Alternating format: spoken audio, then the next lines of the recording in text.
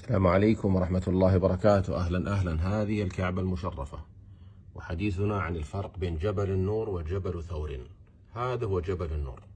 ضع خطا مستقيما من باب الكعبة 4 كيلو تجد نفسك في غار حراء في داخل جبل النور.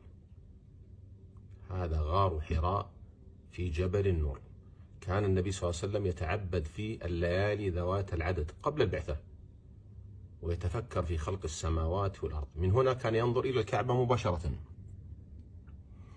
هنا في غار حراء نزل عليه جبريل عليه السلام بإقرأ، اقرأ باسم ربك الذي خلق.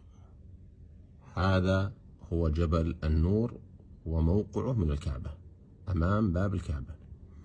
من الركن اليماني ضع خطا مستقيما 6 كيلو من الجهة هذه يأتيك جبل ثور، في داخله غار ثور.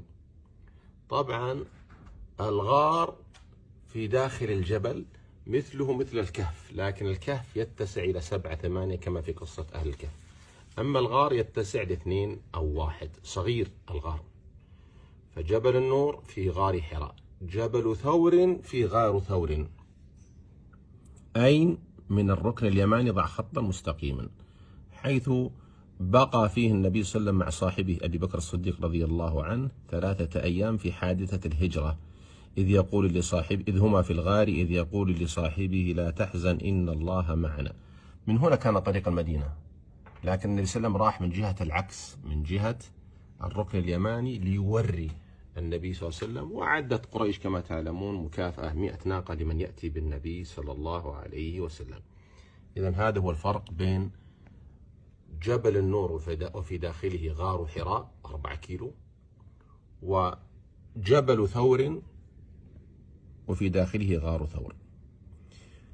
اللهم إننا قد أحببنا نبيك صلى الله عليه وسلم، اللهم احشرنا في زمرته، اللهم ارزقنا الشفاعة برحمتك يا أرحم الراحمين. هل يزار هذا الجبل للتعبد؟ لا، ولكن للعظة والعبرة. لكن النبي صلى الله عليه وسلم والصحابة لم يزوروا هذا الجبل بعد الرسالة وبعد الوحي. اللهم فقهنا في الدين وعلمنا في التأويل، اللهم آمين. اللهم صل وسلم وبارك على عبدك ورسولك محمد وعلى آله وصحبه وسلم تسليما كثيرا.